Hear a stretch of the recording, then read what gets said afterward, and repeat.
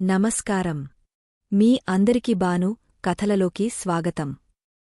Car ఆగగానే దిగి తలవంచుకొని towel సర్దుకుంటూ పరిగెత్తినట్టు నడిచింది మాధవి. మాధవిని చూస్తూ బాధపడుతూ అందరూ నడిచారు. గణేష్ ఇంకా మత్తులోనే ఉండడంతో కుమార్ మెల్లగా దింపి తీసుకొచ్చి తన గదిలో పడుకోబెట్టాడు.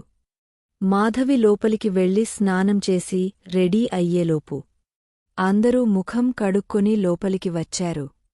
బియ్యం కడిగపెట్టమని, గుడ్లు పొయ్యిమీద పెట్టి, చారుకోసం చింతపండు నానవేయమని చెప్పింది భారతి. అప్పుడుగాని కుమార్కి తాము ఉదయం నుంచి టిఫిన్ కూడా చేయలేదని విషయం గుర్తొచ్చింది. గబుక్కున భారతి దగ్గరికి వెళ్ళి, అత్తమ్మ, మధ్యలో టిఫిన్ చేద్దామనుకున్నాను. ఈ హడావుడిలో మర్చిపోయాను.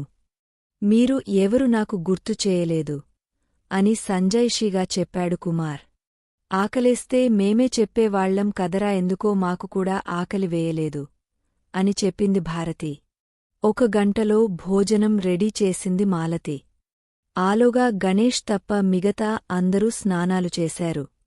మాలతి ఎంత ప్రయత్నించినా గణేష్ ఇంకా మత్తులోనే తూగుతున్నాడు. అందరూ భోజనాలకి కూర్చుని ప్లేటులో అన్నం పెట్టుకుని కూర్చున్నారు తప్పించి సరిగా అన్నం తినడం లేదు. ఇది ముందుగా గమనించిన భారతి తాను ఇలా ఉంటే మిగతా అందరూ సరిగా తినరు అని అర్థం చేసుకుని తాను తింటూ అందర్నీ తినమని గదమాయించింది. మాలతి గబగబా తాను తిని అప్పుడే లేచిన బుజ్జి అన్నం చూసి నోరు తెరిస్తే 2 ముద్దలు పెట్టింది. వీడికి జ్వరం తగ్గిందా? ఇప్పుడు అన్నం పెట్టొచ్చా? డాక్టర్ చెప్పారా? అని అడిగింది భారతి. జ్వరం తగ్గింది. డాక్టరు ఏది తింటే అది పెట్టేయమన్నారు, అయినా వీడు 2 ముద్దలే తిన్నాడు అని చెప్పింది. తర్వాత అలానే వెళ్లి నిద్రమత్తులో తూగుతున్న గణేష్ కూడా 2 ముద్దలు పెట్టేసింది మాలతి. గణేష్ ఆ మత్తులో ఎప్పుడు లేచినా 4 గంటలు టైమయిందా, బుజ్జికి మందులేశావా అని మాత్రమే అడుగుతూ ఉన్నాడు. కుమార్ సరిగా అన్నం తినకపోయేసరికి భారతి ఇందాక మాలతి చెప్పిన మాటలు గుర్తు తెచ్చుకుంది. నువ్వు లేకపోతే ఏం జరిగేది అని ఆలోచించుకొని టెన్షన్ పడాల్సిన అవసరం ఏమీ లేదు. నువ్వు లేకపోతే అసలు నేను వెళ్ళను. వెళ్లాల్సి వచ్చినా మాధవి మెడలోని తాళి లోపల కాకుండా పైకి వేసి తీసుకెళ్లేదాన్ని. ఎవరూ ఏమీ అడిగేవారు కాదు అని చెప్పింది. ఆ మాటలకు కుమార్ స్థిమితపడ్డాడు. కాని మాధవి మాత్రం తను కుమార్ భార్య అని తెలిస్తే నేనింకా రఫ్గా డీల్ చేసేవాడిని అన్న మాటలు గుర్తొచ్చి ఇంకా భయపడిపోయింది. మాధవి భయం ఎక్కువ అయ్యేసరికి తిన్న 2 ముద్దలు కూడా బయటకి వచ్చేశాయి. మాధవి అలా వాంతి చేసుకునే సరికి కుమార్ కంగారు పడిపోయాడు. తన పరిస్థితి ఇప్పుడు అలానే ఉంటుంది, ఒక 2 రోజులు దాటితే సర్దుకుంటుంది. నువ్వు కంగారుపడి అన్ని మానేసి డబడబా అని రాళ్లని, కారు డోర్లని కొట్టుకుంటూ తిరగవద్దు. నువ్వు ప్రశాంతంగా ఉంటే ఇల్లు కూడా ప్రశాంతంగా ఉంటుంది అని భారతి సీరియస్గా కుమార్కి చెప్పింది. మాధవి ఎందుకు వాంతి చేసుకుందో, తన ఆరోగ్యమెలా ఉందో అని మనసులో టెన్షన్ పడుతూనే పైకి మాత్రం అలాగే అన్నట్టు తల ఊపాడు కుమార్. లోపలికి వచ్చిన మాధవిని పొదివి పట్టుకుని ఓదారుస్తూ మంచి మాటలు చెబుతూ ధైర్యం చెప్పింది భారతి. భారతిని పట్టుకుని ఏడ్చి తన మనోవేదనను కాస్త పోగొట్టుకుంది మాధవి. జరిగిన విషయం గణేష్కి చెప్పాలో వద్దో అని ఇంట్లో అందరూ తర్జనభర్జన పడ్డారు. కాని అడిగినప్పుడు చెబుదాంలే అని మాలతి చెప్పింది. గణేష్కి సాయంకాలం మత్తు తగ్గ మెలకువ వచ్చింది. కాని ఏం జరిగిందో ఊహించలేకపోయాడు. నిద్రపోను అంటూ ఎలా నిద్రపోయాడు? ఉదయం కారెప్పుడు ఎక్కాడు? ఎప్పుడు దిగాడు? మధ్యాహ్నం భోజనం ఎలా చేశాడు? అర్థం కాలేదు. పైగా మాధవి ఎలాగో ఉండడం, కుమార్కి ఒళ్లంతా దెబ్బలు తగిలి ఉండడం చూసి ఆశ్చర్యపోయాడు. ప్రకాష్ ఇలాంటి వెధవ పని చేస్తాడని ఊహించలేకపోయాడు. కాని ఏదో జరిగిందని అయితే అనుమానమైతే వచ్చింది. మాలతి ఎక్కువగా ఏమీ చెప్పకపోయేసరికి తన బుర్రతో ఆలోచించి ఆ ఇంట్లోనే ఏదో ప్రాబ్లముందేమో అని అనుకున్నాడు. అదే మాట ఇంట్లో అందరితో చెప్పాడు. ఆ ఇంటికెళ్లగానే బుజ్జికి జ్వరం రావడం, నేను ఒళ్ళు తెలియకుండా నిద్రపోవడం, మాధవి కూడా అలా ఉండడం, కుమార్కి కూడా ఇలా ఉండడానికి కారణం ఆ ఇంట్లో ఏదో గాలి లాంటిది ఏదో ఉన్నట్టుంది అని చెప్పాడు. అందరూ అవును, కాదు అనకుండా అందరూ అతను చెప్పిందానికి తల ఊపి వదిలేశారు. దానికి ఊతల్లా ఆ రోజు రాత్రి మాధవి నిద్రపోయేటప్పుడు ప్రకాష్ తనను ఏదో చేయడానికి వచ్చినట్లు కల వచ్చేసరికి భయపడి కుమార్ బావా అంటూ పెద్దగా కేకలు పెట్టేసరికి అదే నిజమని నిర్ణయించుకున్నాడు. మాలతి మాధవిని గట్టిగా పట్టుకుని భుజం తడుతూ నిద్రపుచ్చేసరికి మాలతిని పట్టుకుని నిద్రపోయింది మాధవి. మరుసటి రోజు ఆఫీస్కు వెళ్తూ బుజ్జికి తావిజు వేయించమని మాలతికి చెప్పాడు. కుదిరితే ఇంట్లో అందరూ వేసుకోండి అని ఉచితంగా సలహా కూడా ఇచ్చాడు. కుమార్ కూడా మామూలుగానే షెడ్కి వెళ్ళిపోయాడు. అక్కడ పని ఎక్కువగా ఉండడంతో మధ్యాహ్నం భోజనానికి కూడా రాలేదు. మాలతి తన ఇంటికి బయలుదేరింది. మాధవి చాలాసేపు ఉండమని బ్రతిమలాడింది. కాని హడావుడిగా రావడంవల్ల బట్టలు ఎక్కువగా తెచ్చుకోలేదని, బుజ్జి కూడా ఇప్పుడు తగ్గింది కాబట్టి పర్వాలేదని, బుజ్జి బట్టలు కూడా లేవని 2 రోజులు తర్వాత వస్తాను అని చెప్పి మాలతి వెళ్ళిపోయింది. కుమార్ పనిలో ఉండగానే చందన నుంచి ఫోన్ వచ్చింది. కుమార్ ఫోన్ ఎత్తి, మాధవితో మాట్లాడి నేనే ఫోన్ చేస్తాను అని మొన్న చెప్పాను కదా. ఇంకా నేను మాధవితో మాట్లాడలేదు. నిన్న కాస్త పని ఉండి ఊరికి వెళ్ళి రావడంవల్ల హడావిడిలో పడి మర్చిపోయాను. 1-2 రోజుల్లో మాట్లాడి చెబుతానమ్మా అని చెప్పాడు. మీరు మాధవితో మాట్లాడి నాకు చెప్పేసరికి నా పెళ్లి కూడా అయిపోయేటట్టు ఉంది. రేపు సాయంకాలం నన్ను పెళ్లి కూతుర్ని చేస్తున్నారు. మీరు తొందరగా మాధవితో మాట్లాడి తనని పంపించండి. తనకోసం ఎదురు చూస్తూ ఉంటాను అన్నది చందన. అలాగేనమ్మా, రేపు సాయంకాలంలోగా ఎలాగోలా మాట్లాడి తనని పంపిస్తాను అన్నాడు కుమార్. ఇలా చీటికిమాటికి ఫోన్ చేస్తున్నందుకు ఏమీ అనుకోవద్దు. అటు విజయ్ నా బుర్ర తినేస్తున్నాడు. మాధవి ఫోన్ నెంబరిస్తే తానే మాట్లాడుతానని నన్ను చంపుకు తింటున్నాడు. నేనే అతి కష్టంమీద ఆపుతున్నాను. మీరు కూడా ముందే ఒప్పుకోకుండా ఉండి ఉంటే ఏదో ఒకటి చెప్పొచ్చు. మీరు ఒప్పుకున్నాక ఏం జరిగిందో అర్థం కాకవాడు పిచ్చివాడిలా అయిపోయాడు అంది చందన. వాడు 3 రోజులకే పిచ్చివాడైపోతే మరి నా పరిస్థితి ఏమిటి? ఎవరు ఆలోచించరు అని అనుకుంటూ తనమీదే జాలిపడ్డాడు కుమార్. పైకి మాత్రం తప్పకుండా మాట్లాడుతాను అని చందనకు చెప్పాడు.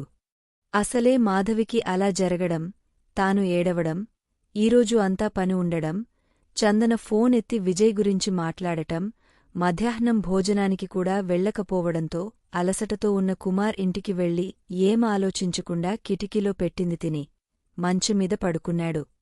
నిద్రరాక మంచంలో దొర్లుతూ ఎప్పటికో నిద్రపోగానే ఎవరో కక్ష కట్టినట్టు మాధవి, వదులు వదులు, కుమార్ బావ నన్ను కాపాడు అంటూ నిద్రలోనే అరవటం మొదలుపెట్టింది.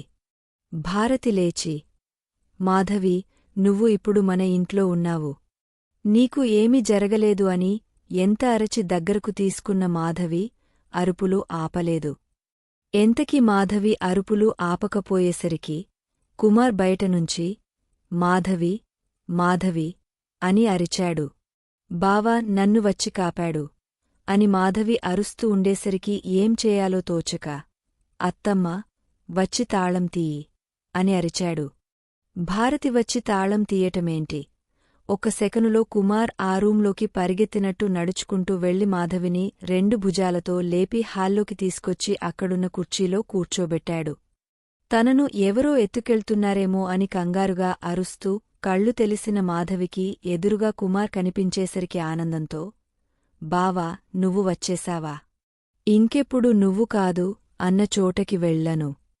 నాకు బుద్ధి వచ్చింది, ఇప్పుడు నన్ను కాపాడు అంటూ బోరున ఏడ్చింది. ఆ రోజు మాధవి తాను ఎంత పిలిచినా అరిచినా ఎవరూ లేచి ఆమె దగ్గరికి రాకపోయేసరికి మాధవి బాగా భయపడి ఉంటుంది అని అర్థమైంది కుమార్కి. మాధవి భయపడకు, కంగారు పడకు. ఏమీ కాలేదు.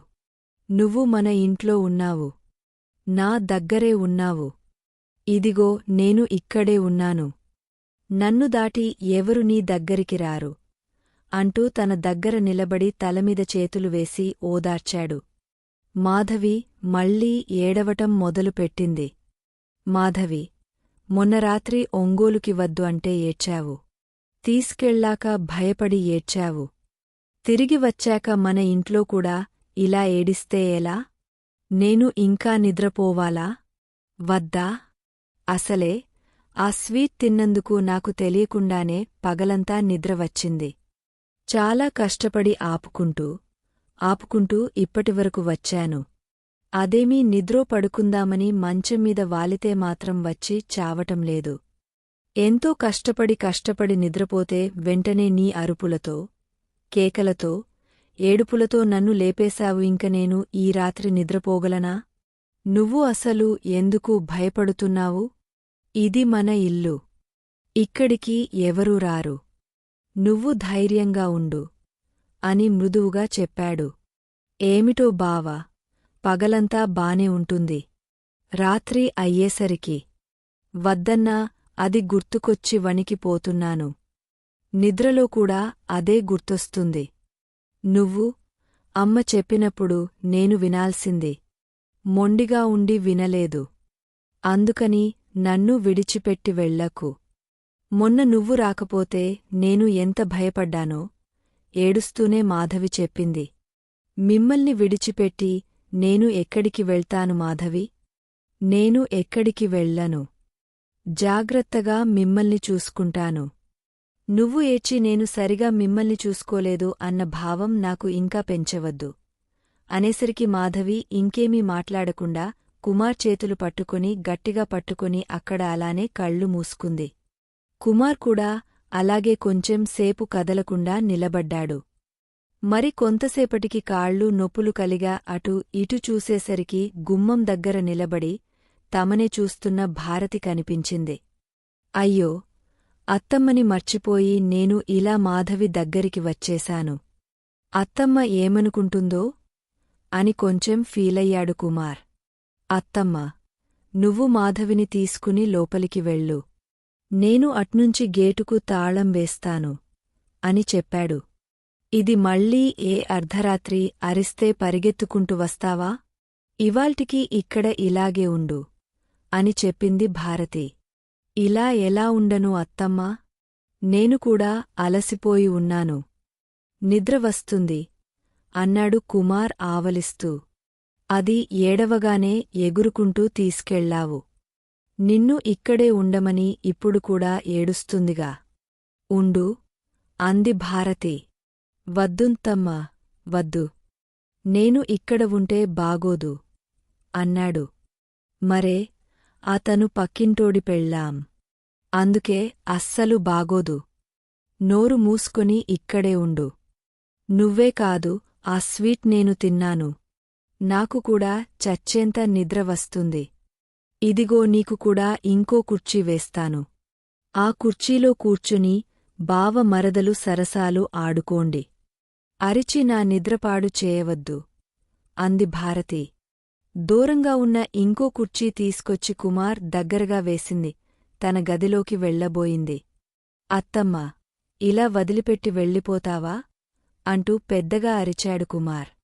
నేనెక్కడ విడిచి వెళ్ళిపోతున్నాను, రా, నీ దగ్గరే ఉన్నాను. నీ దగ్గరే విడిచి వెళ్తున్నాను అంటూ మళ్ళీ గుర్తొచ్చి తాళం వేసి లోపలికి వెళ్లబోయింది.